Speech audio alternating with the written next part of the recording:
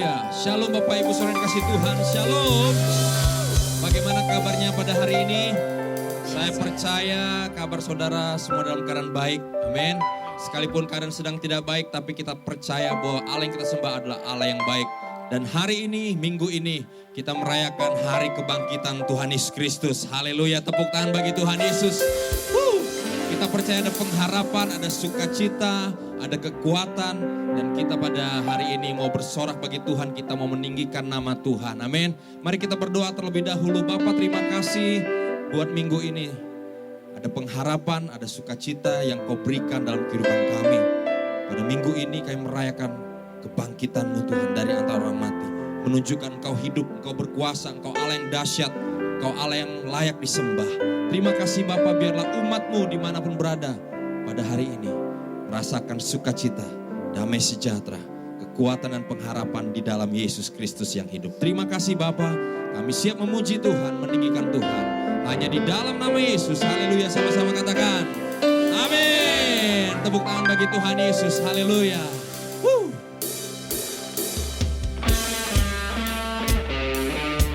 Haleluya.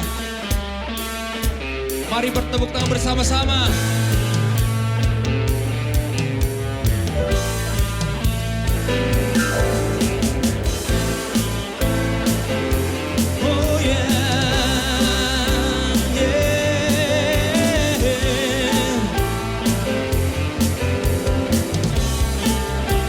Bersama-sama, haleluya. Terang-Mu yang telah ubah hidupku, Kau jadikan aku ciptaan baru. Ku angkat tanganku dan memuji-Mu. Hidupku tak sama sejak Kau ada, dan kini Engkaulah pusat segalanya. Kasih-Mu kan selalu cukup bagiku.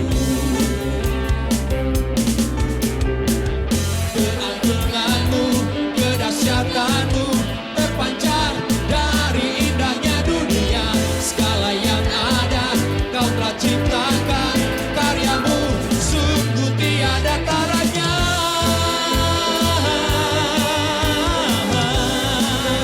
Sungguh tiada taranya.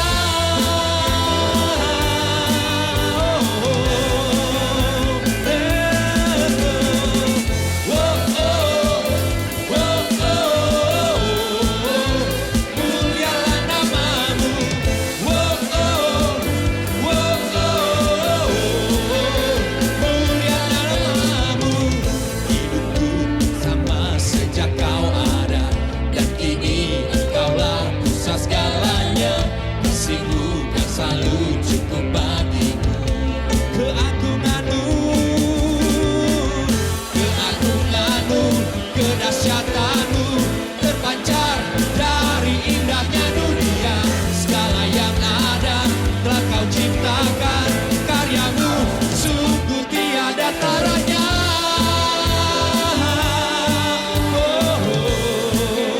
Sungguh tiada taranya.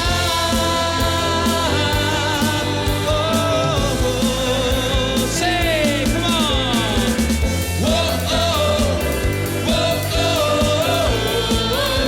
Mulialah nama-Mu.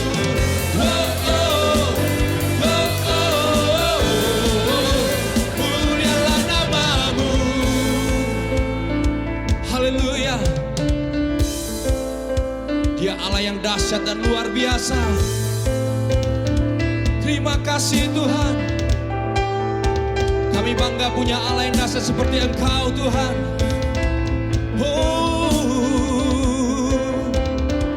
Haleluya. Jesus. Mari angkat kedua tanganmu di hadapan Tuhan.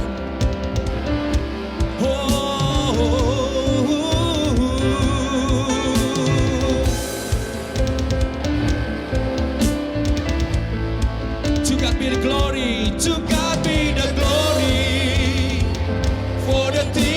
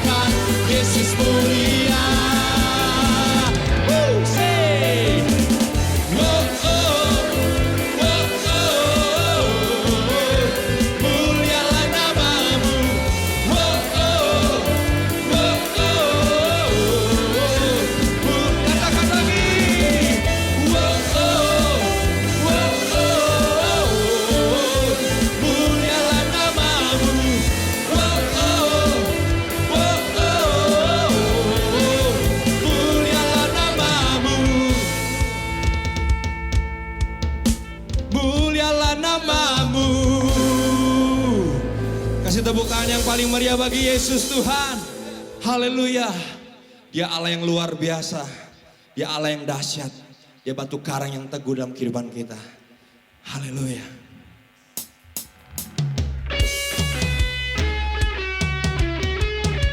Bisa bersemangat lagi bertepuk tangan di hadapan Tuhan. Come on. Whoa, come on.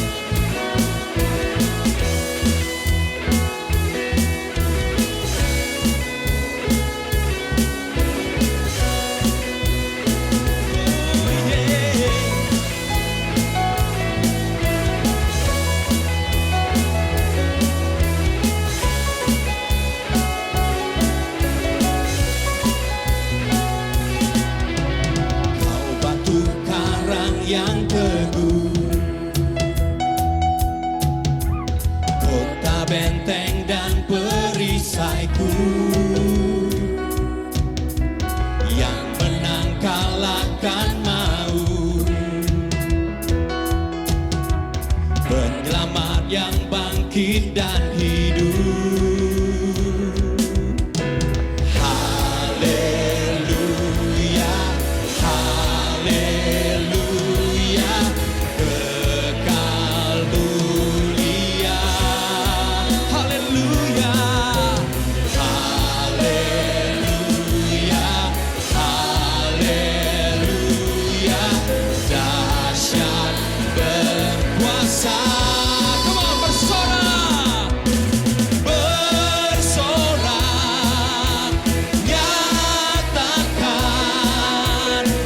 Yesus, Kaulah Tuhan, Kau Raja pemenang, bersorak,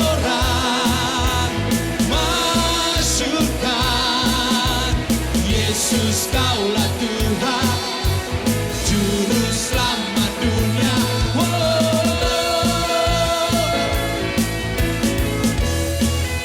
Haleluya. Sama-sama katakan, Kau Yesus batu penjuru. Kau Yesus batu penjuru, darimulah keselamatanku, yang menang kalahkan maut, penyelamat yang bangkit dan hidup. Mari angkat tanganmu, katakan.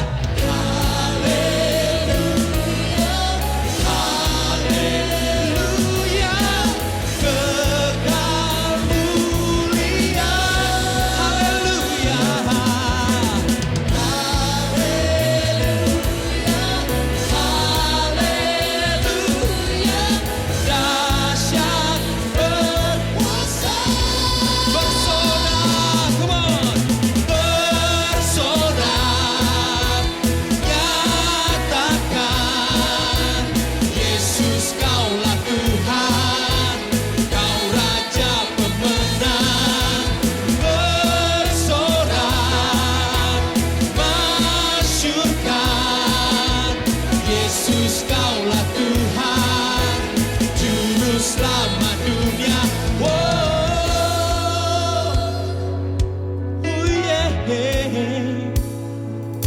Yesus, Yesus.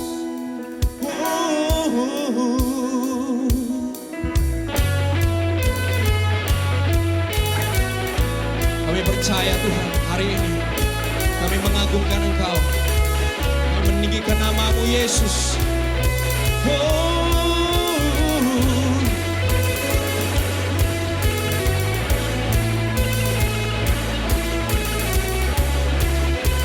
Sama-sama katakan, agung dan perkasa.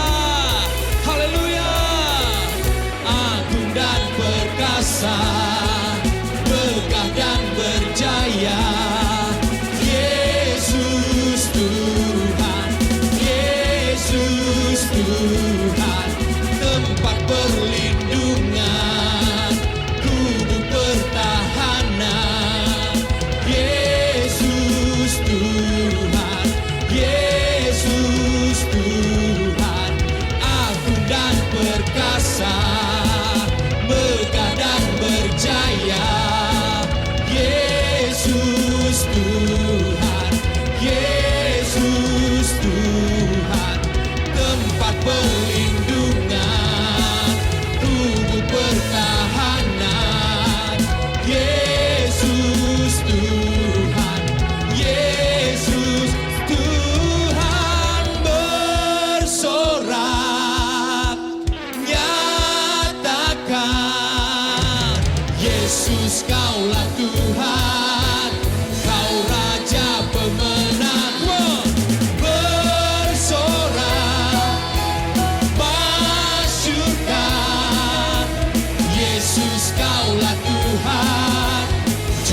selamat dunia, agung dan perkasa, megah dan berjaya.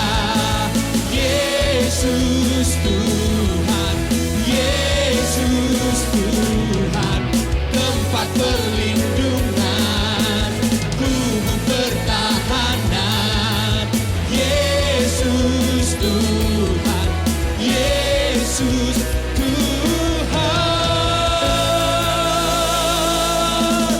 Haleluya, haleluya.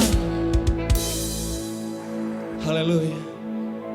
Kau kubu pertahanan kami, Kau keselamatan kami, dan pengorbananmu sempurna dalam kehidupan kami. Terima kasih Tuhan. Kami siap untuk mendengarkan isi hati-Mu. Haleluya Yesus.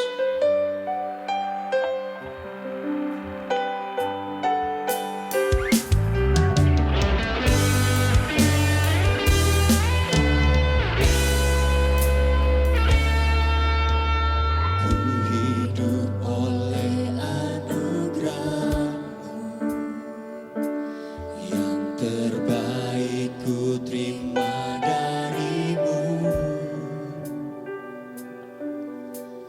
rancanganmu indah bagiku, sebab ku hidup selalu di dalammu. Tiada pernah ku meragukan kasih dan karya salibmu. Kau telah mati gantikan hidupku, sebab itu ku selalu bersyukur. Kasih-Mu memulihkan hidupku, kuasa-Mu membangkitkan rohku. Darah-Mu telah tercurah bagiku, pengorbanan-Mu sempurna.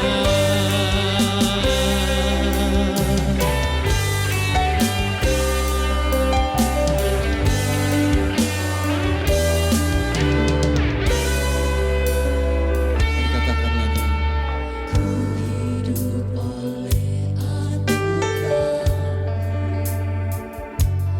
yang terbaik ku terima darimu, rancangan-Mu indah bagiku,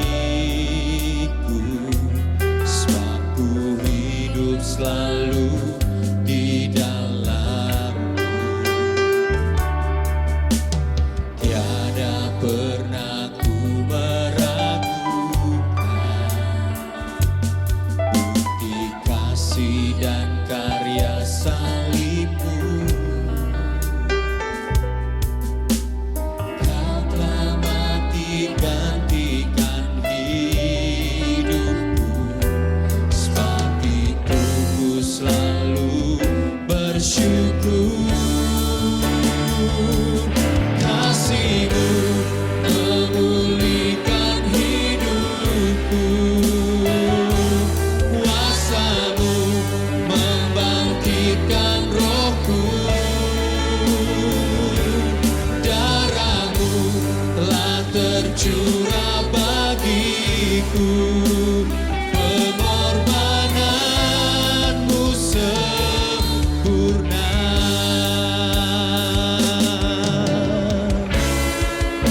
Kami percaya Tuhan, pengorbanan-Mu sempurna dalam kami. Kau mengampuni kami, Kau menyelamatkan kami Tuhan Yesus. Sebab itu kami bersyukur Tuhan, kami menyembah-Mu, kami memuji-Mu Yesus. Haleluya. Terima kasih Bapa. Mari kita buka kedua tangan kita di depan Tuhan. Tanda kita berserah kepada Dia, tanda kita menyembah Dia. Haleluya.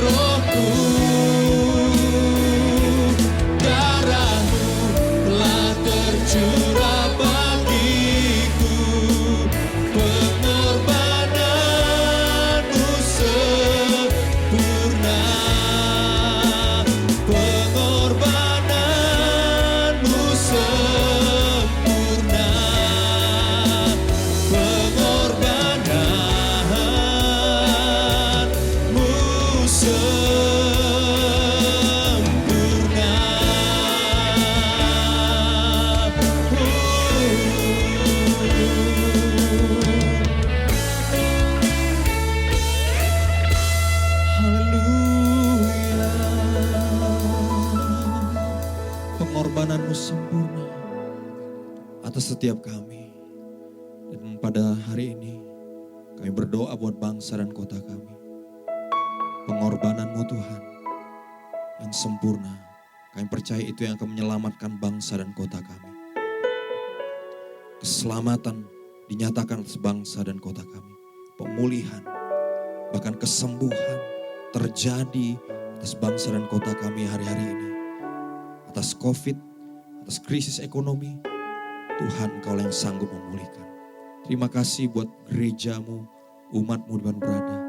Kami percaya pengorbanan-Mu yang sempurna itu menghapuskan segala dosa dan pelanggaran kami. Menjadikan kami anak-anak-Mu Tuhan. Sehingga kami boleh manggil Engkau Abba ya Bapa. Dan kami percaya hidup kami di dalam tangan-Mu. Kami gak takut, kami gak khawatir karena Engkaulah Bapa yang baik yang memelihara hidup kami. Bahkan Engkau yang sanggup menyembuhkan kami. Terima kasih Tuhan buat hari ini. Kami siapkan hati kami untuk mendengarkan isi hati-Mu. Urapi hamba-Mu, berkati. Sehingga apa yang disampaikan menjadi isi hati-Mu. Dan kami semua diurapi, diberkati, mendengarkan dan juga dimampukan untuk menjadi pelaku firman-Mu. Di dalam nama Yesus kami berucap syukur. Haleluya, sama-sama katakan. Amin. Shalom jemaat yang dikasihi Tuhan. Puji Tuhan, kita berjumpa kembali di dalam ibadah online pada hari ini. Dan hari ini kita memperingati Paskah kebangkitan Tuhan Yesus kita yang luar biasa. Bersyukur saudara, kita memiliki Tuhan yang tidak kalah oleh apapun. Bahkan maut tidak bisa mengalahkan dia. Dia mati tetapi dia bangkit dan naik ke surga. Puji Tuhan. Nah, saya mau kita belajar hari ini tentang firman Tuhan, tentang hal yang sangat indah buat kita semua. Dan sebelumnya mari kita mengerti juga tujuan dari kematian dan kebangkitan Yesus bagi kita semua. Sehingga apa yang Yesus lakukan tidak menjadi sia-sia. Saudara, mari kita melihat Yohanes 3 ayat yang ke-16 berbunyi demikian. Karena begitu besar kasih Allah akan dunia ini, sehingga ia telah mengaruniakan anaknya yang tunggal, supaya setiap orang yang percaya kepadanya tidak binasa, melainkan beroleh hidup yang kekal. Puji Tuhan, haleluya. Bapak Ibu Saudara, satu hal yang sangat dahsyat, yaitu dosa telah dikalahkan oleh Tuhan Yesus Kristus dengan kematiannya di kayu salib. Dan barang siapa yang percaya kepadanya tidak akan binasa di dalam kematian kekal, melainkan beroleh hidup kekal. Hidup selama-lamanya dalam kasih Allah. Haleluya, luar biasa saudara. Itulah tujuan kematian dan kebangkitan Yesus bagi kita semua. Karena itu Bapak Ibu Saudara yang belum menerima Yesus Kristus, hari ini buka hatimu, terima Yesus Kristus. Dosamu diampuni dan kau akan memiliki kehidupan yang kekal di dalam Kristus. Nah saudara, bukan cuma hidup kekal, kita juga menerima anugerah yang luar biasa dari kematian dan kebangkitan Tuhan Yesus Kristus. Di dalam Kolose pasal 1 ayat 13 dan 14 dikatakan, ia telah melepaskan kita dari kuasa kegelapan dan memindahkan kita ke dalam kerajaan anaknya yang terkasih. Di dalam dia kita memiliki penebusan kita, yaitu pengampunan dosa. Puji Tuhan. Kita bukan cuma diberikan kehidupan kekal, tetapi kita juga dipindahkan dari kegelapan, kerajaan kegelapan, dari kuasa kegelapan, ke dalam kerajaan anaknya Yesus, yaitu Yesus Kristus. Kita menjadi warga kerajaan sorga. Bukan lagi manusia yang hidup dengan keterbatasan, dengan keterpurukan, dengan perbudakan, dengan kehancuran, dengan kekalahan. Tapi kita pindah ke dalam satu kerajaan, yaitu kerajaan Allah, di mana segala-galanya luar biasa dahsyat dan indah. Kenapa kita bisa masuk dalam kerajaan Allah? Karena kita sudah ditebus oleh darah Yesus. Dalam ayat 14 dikatakan di dalam dia kita memiliki penebusan kita. Dalam terjemahan bahasa Inggris dikatakan penebusan melalui darah Yesus, yaitu pengampunan dosa. Puji Tuhan. Saudaraku, engkau dan saya adalah warga negara kerajaan Allah. Engkau memiliki raja yang memerintah dalam hidupmu, dalam segala hal dalam kehidupan kita, yaitu Yesus Kristus. Dan kalau Dia memerintah dalam kehidupan kita, dengar saudara, hidupmu tidak akan sama lagi. Puji Tuhan. Nah, kemudian Bapak Ibu Saudara, kita juga tentunya mengerti bahwa kita ketika masuk dalam kehidupan kekal ini, masuk dalam kerajaan Allah, kehendak Tuhan adalah mengubahkan kita dari satu kemuliaan kepada kemuliaan yang lebih besar.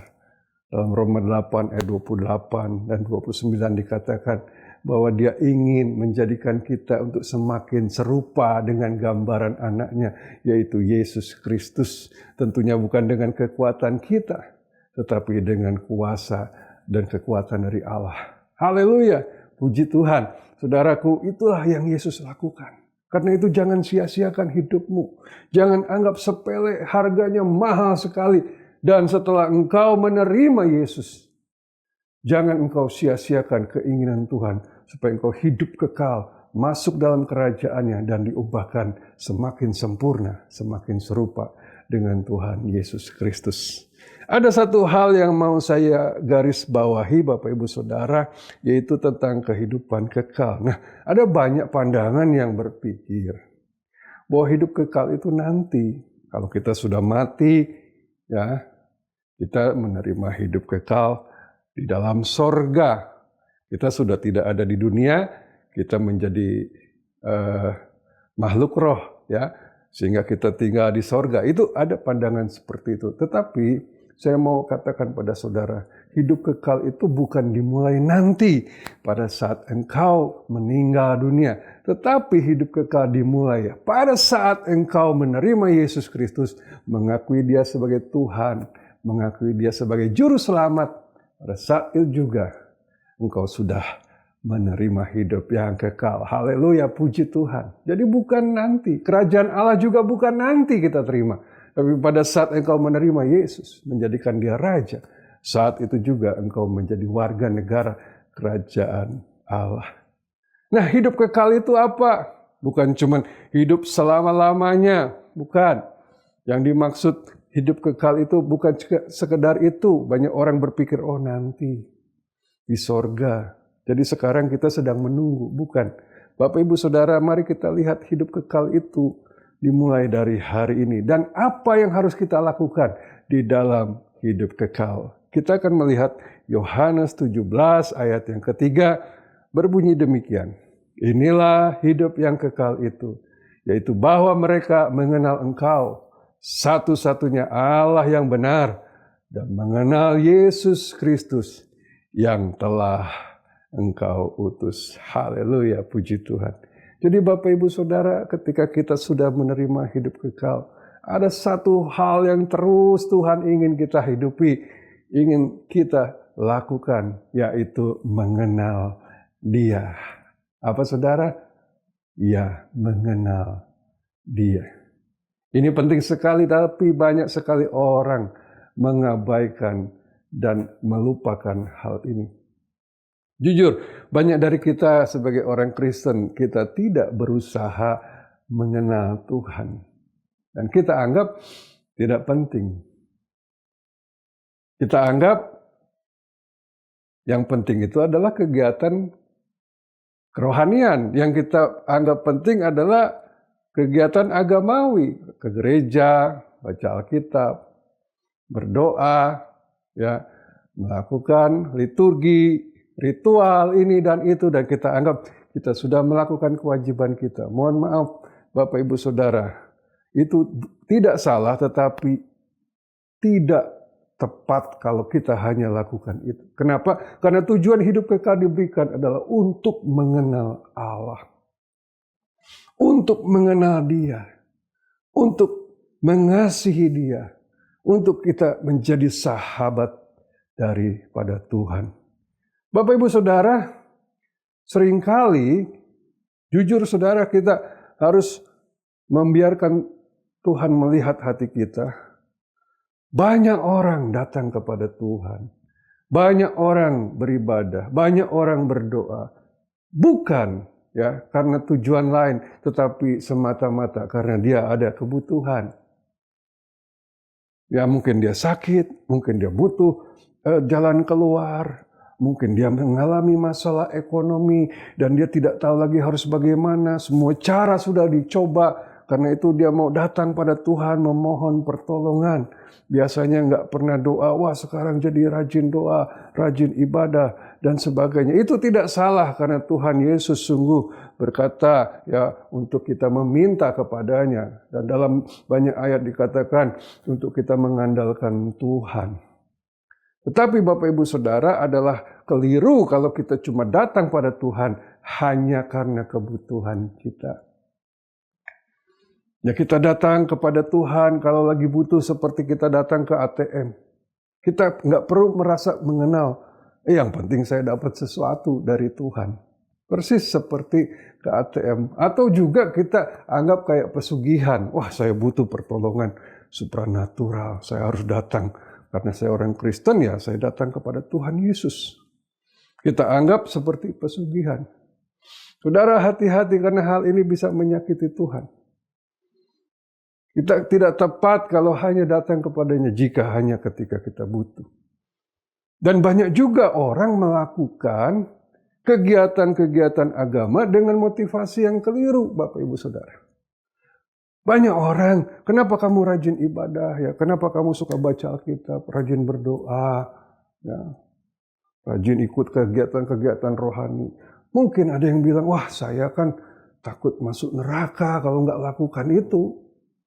Ya, saya takut nggak punya bekal ke surga misalnya. Saya juga takut ya Tuhan jadi benci saya kalau saya nggak lakukan ini itu. Saya juga takut nggak diberkati, nggak dapat upah. Jujur saudara, kita seringkali ya melakukan semuanya bukan karena Tuhan, tetapi karena kita, karena kebutuhan kita, karena ego kita. Nah ini yang keliru. Mari kita lihat satu ayat di dalam Hosea 4 ayat 6 berkata begini. Umatku binasa karena tidak mengenal Allah. Karena engkaulah yang menolak pengenalan itu, maka aku menolak engkau menjadi imamku. Dan karena engkau melupakan pengajaran Allahmu, maka aku juga akan melupakan anak-anakmu. Oh, ini ayat luar biasa keras saudara. Umatku binasa karena tidak mengenal Allah. Siapa yang dimaksud dengan umatku? Tentu saja waktu itu firman ini ditujukan kepada umat Israel. Umat Israel adalah orang yang sangat tekun beragama. Yang melaksanakan perintah-perintah Taurat dengan sangat ketat. Kalau Bapak Ibu Saudara baca dalam perjanjian lama, wah begitu banyak peraturan ibadah, ritual, liturgi-liturgi. Dan mereka lakukan dengan sangat-sangat mungkin begitu teliti, begitu detil, begitu serius, berkomitmen. Orang Israel tidak pernah kehilangan yang namanya kegiatan agama. Mereka selalu tekun. Bahkan kalau saudara melihat dalam kitab Injil, orang-orang Yahudi menyerang Yesus dan murid-muridnya karena Yesus dan murid-muridnya dianggap kurang, dalam tanda kutip mereka anggap kurang melakukan ritual atau perintah-perintah agama. Mereka mengkritisi Yesus dan murid-muridnya. Kamu kurang lakukan ini, kamu nggak sungguh-sungguh. Bayangkan saudara, berarti orang-orang Israel atau Yahudi adalah orang yang sangat agamawi. Sangat total dalam melakukan kegiatan agama. Tetapi Tuhan Yesus katakan, umatku binasa. Mengapa? Karena yang Tuhan inginkan bukan hal-hal yang tadi saya sebutkan. Yang Tuhan inginkan adalah kita mengenal Dia. Jelas dikatakan ayatnya, umatku binasa. Bukan karena kurang beribadah, bukan. Tapi karena mereka tidak mengenal Allah. Ingat, hidup kekal diberikan untuk kita semakin mengenal Dia. Mengenal. Memiliki hubungan, memiliki interaksi. Memiliki kedekatan hati dengan hati, intimasi. Saudaraku, itulah yang Tuhan rindukan. Kita masuk dalam kerajaannya bukan sekedar untuk menerima berkat dan pertolongan, tapi untuk menjalin hubungan yang intim dengan Sang Raja. Oh, haleluya. Sungguh saudara, inilah yang harus kita lakukan. Banyak orang tidak melakukan ini. Mereka melakukan semua aktivitas agamawi tanpa hati. Di dalam Yesaya 29 ayat 13 ada kesedihan yang Tuhan sampaikan. Dia berkata begini, dan Tuhan telah berfirman, oleh karena bangsa ini datang mendekat dengan mulutnya dan memuliakan aku dengan bibirnya, padahal hatinya menjauh daripadaku dan ibadahnya kepadaku hanyalah perintah manusia yang dihafalkan. Orang Israel pikir mereka sudah lakukan yang terbaik untuk Tuhan dan itu pasti menyenangkan Tuhan. Tetapi Tuhan bilang mereka mendekat dengan mulutnya dan memuliakan, memuji Tuhan dengan bibirnya, tapi hatinya menjauh. Dan ibadahnya hanyalah hafalan, kegiatan-kegiatan yang dilakukan sebagai rutinitas. Itu menyedihkan Bapak Ibu Saudara. Di dalam Yesaya 1 ayat 11 bahkan dikatakan, aku sudah jemu dengan korban-korban, dengan ibadah-ibadah pengorbananmu, aku sudah jemu. Nah, mari kita mengenal hati Tuhan ini, saudara. Sehingga pengorbanan Yesus tidak menjadi sia-sia. Nah, saya sangat diberkati oleh sebuah film yang sangat menarik beberapa tahun yang lalu. Saya menonton film ini, saudara bisa lihat di layar saudara. Judulnya yaitu Victoria and Abdul. Wah, ini film sangat menyentuh hati saya dan sangat memberikan inspirasi buat saya. Ini film bukan sekedar film rekayasa atau imajinasi ya. Bukan, ini film adalah kisah nyata. Kerajaan Inggris menjadi saksi dari kisah ini. Ya, kalangan istana bahkan bangsawan merasa bahwa peristiwa ini adalah aib buat kerajaan Inggris. Tetapi ternyata itu adalah hal yang sangat indah. Nah, kisah ini tentang Ratu Victoria yang hidup di abad 1800-an. Dia meninggal tahun 1901 dalam usia 81 ya. Ratu Victoria adalah ratu yang sangat berkuasa dan sangat kaya raya. Karena pada masa itu, di tahun 1800-an, Inggris menjadi penjajah begitu banyak bangsa. Tercatat ada 94 negara dan bangsa yang dijajah, dikuasai oleh Inggris. Jadi saudara bisa bayangkan betapa kayanya, betapa berlimpahnya, betapa luasnya kekuasaannya. Hebat saudara. Lebih dari separuh dunia dikuasai olehnya. Waktu itu, sebagian dari Eropa dikuasai oleh Inggris. Sebagian dari Asia. Sebagian dari Afrika. Sebagian dari Timur Tengah. Sebagian dari benua Amerika. Bahkan seluruh benua Australia dikuasai oleh Inggris. Jadi saudara bisa bayangkan betapa mulianya Ratu Victoria. Dia adalah salah satu ratu paling terkenal, paling jaya di masa pemerintahan kerajaan Inggris. Nah, Bapak Ibu Saudara, banyak orang berpikir kalau orang sudah memiliki semua, dia akan bahagia. Nah, justru kalau kita melihat film itu, kita akan menyaksikan betapa menderitanya dia. Sebagai seorang ratu yang sangat hebat dan mulia, dia punya rutinitas kegiatan yang sangat banyak. Setiap hari dia harus bertemu dengan raja-raja, dengan pangeran, dengan ratu, dengan putri-putri, dengan presiden, dengan sultan-sultan. Setiap hari dia selalu ada acara-acara kenegaraan. Ketika dia makan pagi atau makan siang atau makan malam, ratusan bangsawan dari berbagai negara, dari berbagai kerajaan datang untuk makan bersama dengan dia. Setiap hari bayangkan betapa mulianya, betapa hebatnya ratu ini. Tetapi tahukah saudara ketika dia mengikuti acara demi acara itu dia sungguh bosan. Kenapa? Karena dia sangat kesepian di tengah begitu banyak orang. Suaminya telah mati pada saat dia memiliki 9 anak waktu itu. Jadi kira-kira 20 tahun setelah menikah, kurang lebih, suaminya meninggal. Sehingga dia menjadi janda.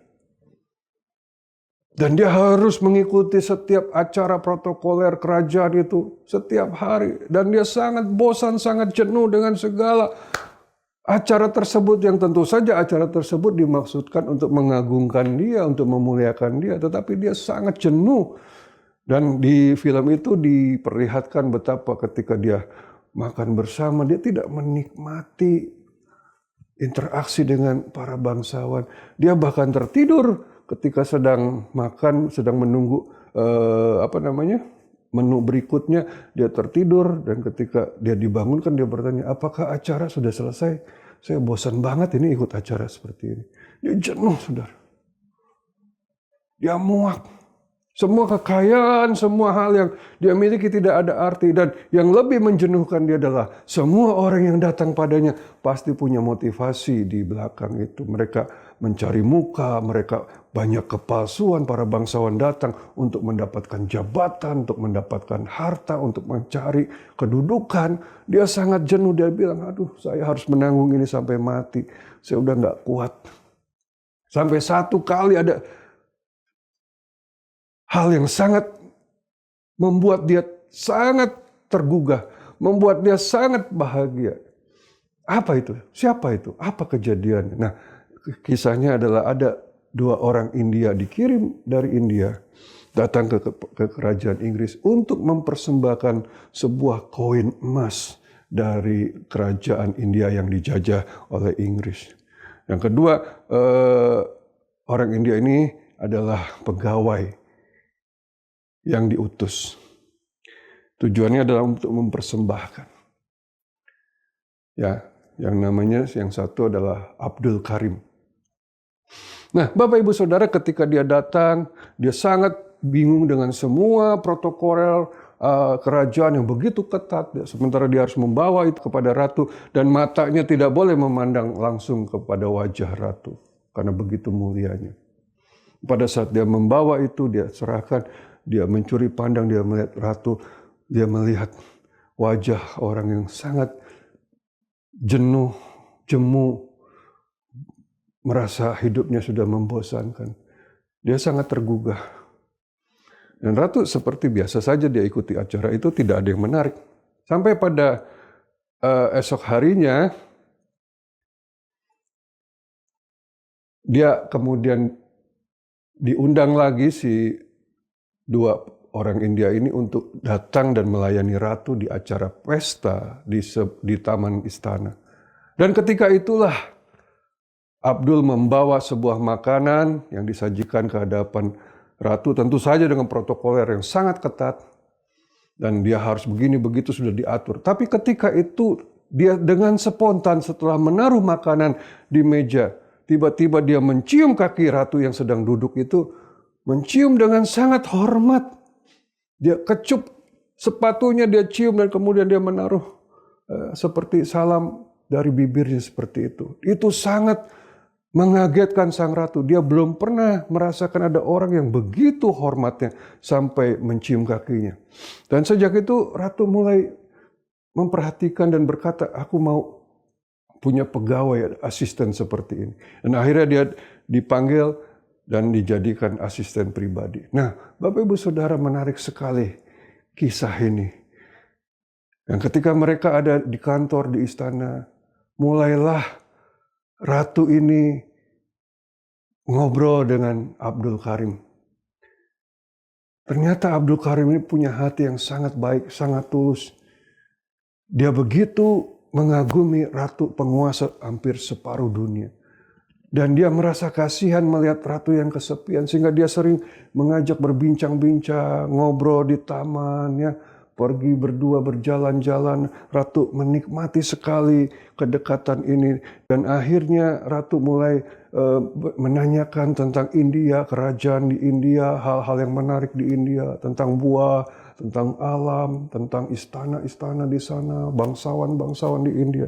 Dan dia ceritakan, dan ratu merasakan kehangatan dan kasih dari Abdul Karim ini. Dia semakin terhibur. di tengah kesepiannya. Abdul Karim tidak pernah memakai topeng untuk mencari keuntungan. Dia sungguh-sungguh hanya ingin menyenangkan sang ratu. Dan dia juga belajar untuk mengenal ratu, apa yang dia sukai, apa yang dia senangi, seperti apa dia ingin diperlakukan. Akhirnya terjalinlah hubungan yang sangat indah.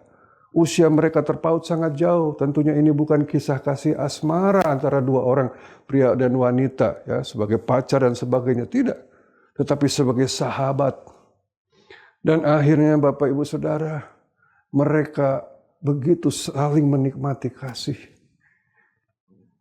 Dan ratu begitu tersentuh hatinya sehingga dia sangat-sangat mengutamakan Abdul Karim ini. Akibatnya seluruh istana membenci Abdul dan berusaha menyingkirkannya. Karena terlalu banyak ya hal yang mereka lakukan bersama sehingga membuat iri, dan kemudian ratu banyak memberikan hadiah, bahkan memberikan gelar bangsawan kepada Abdul Karim.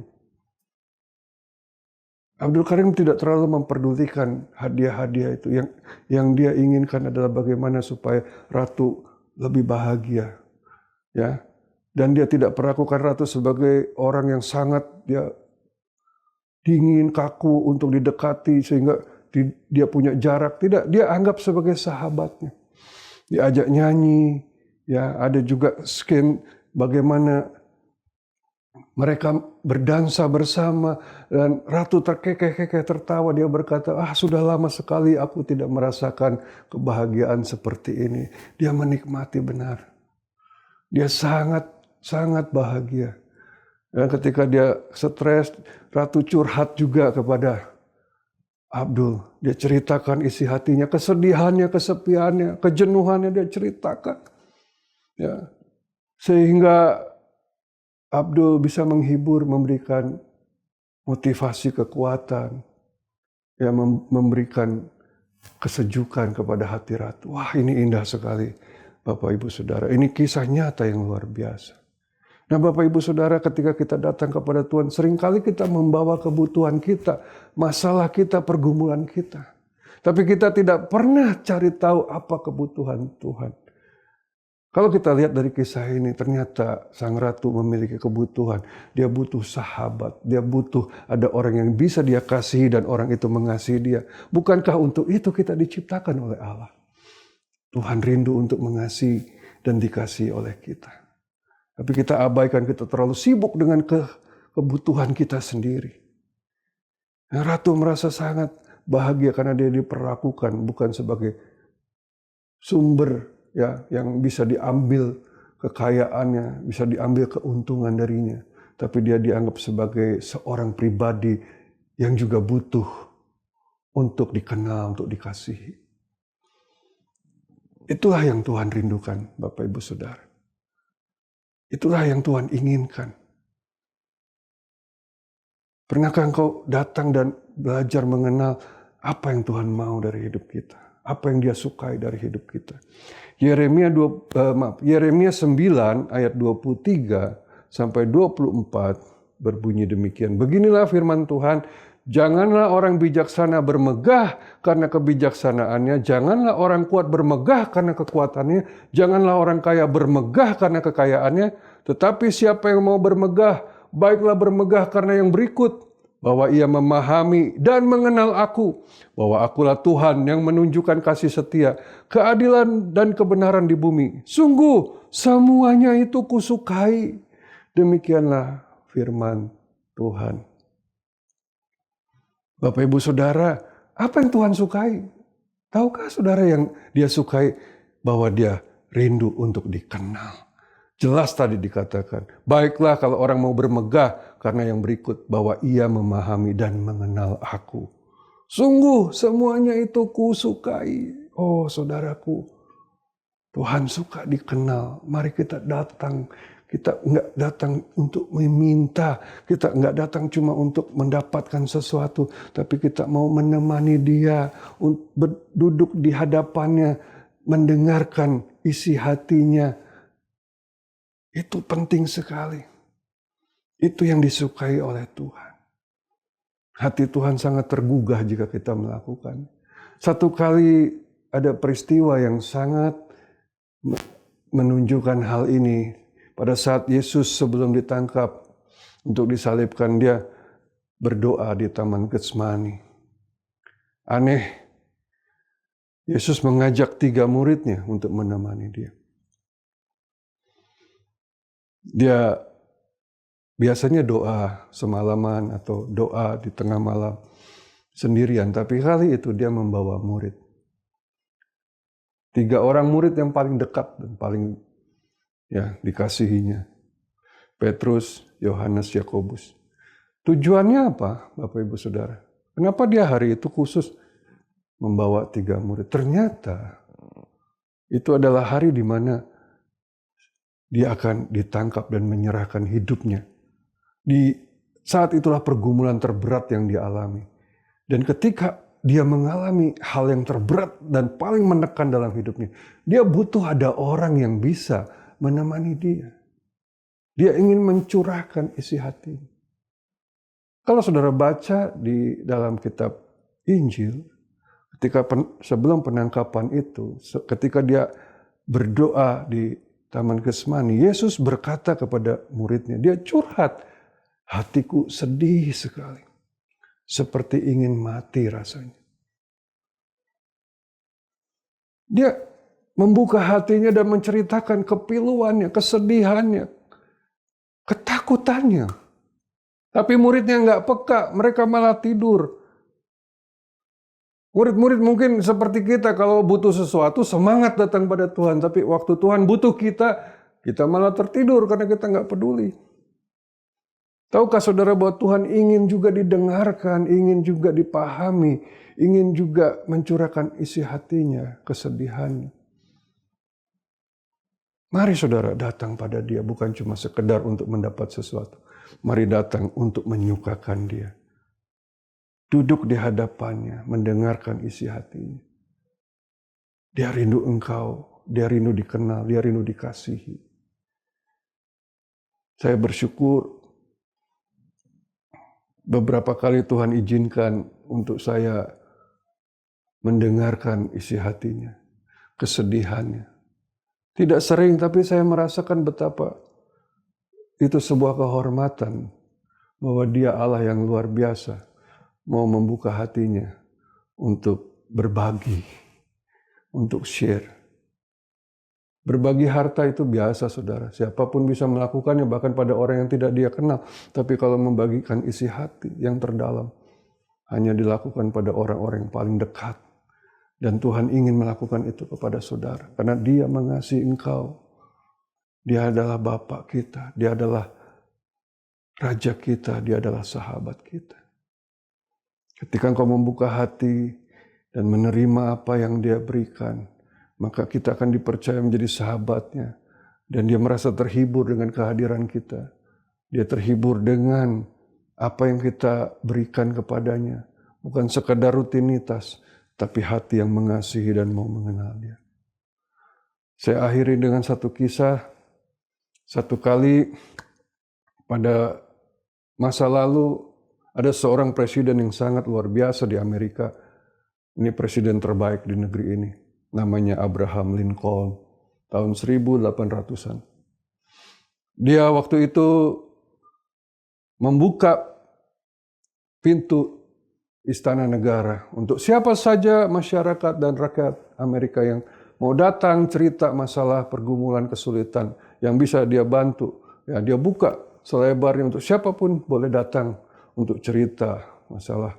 Ya seperti juga ya Ahok ya pada masa pemerintahannya. Jadi orang bisa datang untuk cerita, untuk minta bantuan. Banyak orang setiap hari datang hilir mudik untuk minta pertolongan. Dan presiden ini dengan begitu adil bijaksana, dia menolong semua masalah-masalah. Sampai satu kali ada seorang ibu yang datang, seorang ibu yang tua, dia membawa sebuah kotak ya, kotak makanan seperti itu. Dia kemudian setelah tiba gilirannya dia masuk, dia duduk di depan presiden. Presiden menyampaikan salam dan kemudian menunggu apa yang akan diceritakan, keluhan apa, masalah apa dari ibu tersebut. Dia tunggu-tunggu ibu ini nggak cerita-cerita. Jadi dia tanya, Bu maaf, ibu datang ke sini mau cerita apa? Mau minta tolong apa? Ayo sampaikan. Apa yang bisa saya bantu, saya akan bantu. Ceritakan masalah ibu mungkin di rumah, mungkin juga di kota, tentang keluarga atau apa saja, silakan. Masalah apa saja. Nah ibu itu agak terkejut, dia bilang, Pak Presiden mohon maaf, saya datang bukan untuk menceritakan masalah saya. Loh, ibu ngapain jauh-jauh ke sini kalau nggak mau cerita masalah ibu? Begini Pak Presiden, saya datang ke sini khusus untuk membawa masakan ini, kue. Saya dengar Bapak Presiden suka dengan kue ini. Jadi saya khusus bikin untuk Pak Presiden dan ini saya berikan buat Pak Presiden. Semoga Pak Presiden suka dan menikmatinya. Terkejut sekali Presiden Lincoln ketika mengetahui ibu ini datang bukan untuk minta tolong, untuk minta sesuatu. Dia datang untuk memberi apa yang dia suka. Dan Presiden Lincoln menangis. Dia bilang, Bu, belum pernah ada orang datang yang khusus untuk memberi sesuatu kepada saya. Dan ini yang saya suka lagi. Semua orang datang pada saya karena ada kebutuhan dan minta pertolongan. Tapi ibu jauh-jauh bersusah payah membuat kue ini untuk saya. Terima kasih. Dan ibu itu mendapat tempat di hati Presiden. Selalu dia kenang. Ya, dia akhirnya menjadi sahabatnya. Bapak Ibu Saudara, mari hari ini kita belajar menjadi dewasa di dalam Kristus. Bukan sekedar mau menikmati berkat dan mujizat Tuhan, pertolongan Tuhan, pengampunan dan segalanya. Mari kita mau datang pada Tuhan untuk memberi apa yang dia suka. Dia suka dikenal, dia suka dikasihi, dia ingin menceritakan dan mencurahkan isi hatinya kepada saudara dan saya. Semoga firman Tuhan hari ini menggugah hati kita untuk kita semakin mengasihi dia dan mengenal dia. Amin. Mari kita angkat saudara roti di tangan kanan kita mau masuk dalam perjamuan kudus. Kita ucapkan syukur, terima kasih Bapa buat kasih karunia-Mu, Engkau mengaruniakan Yesus, anak-Mu yang tunggal yang Kau kasih demi kasih-Mu kepada kami. Karena Engkau sangat cinta kepada kami. Dan terima kasih Yesus buat pengorbanan-Mu di kayu salib. Sungguh kami mengenangkan betapa beratnya pengorbanan. Terlalu dahsyat, terlalu besar, luar biasa, tidak terhingga. Tidak ada yang bisa seperti Engkau Tuhan. Kami juga bersyukur bahwa Engkau memberikan kehidupan-Mu itu Tuhan. Supaya kami beroleh hidup kekal. Supaya kami boleh masuk dalam kerajaan-Mu. Boleh diubahkan sehari demi sehari semakin serupa dengan Yesus. Dan kami bersyukur Tuhan kami menerima anugerah yang begitu besar. Segala hal yang terbaik Engkau berikan. Tapi hari ini Tuhan kami juga sadar bahwa Engkau membutuhkan kami. Engkau rindu untuk dikenal dan dikasihi. Biarlah Tuhan pada saat kami memakan dan meminum roti dan anggur ini kami menjadi satu dengan Engkau dan semakin membuka hati kami untuk semakin dekat dengan-Mu. Kami tidak mau pengorbanan-Mu sia-sia. Kami tidak mau menjadi orang-orang Kristen yang rutinitas, yang hanya menjalankan kewajiban agama. Kami mau mengenal dan mengasihi Engkau. Mari saudaraku, angkat roti. Bukankah roti yang telah diberkati ini adalah persekutuan dengan tubuh Kristus yang telah dipecah-pecahkan demi penghapusan dosa kita. Amin. Mari kita makan dalam nama Yesus.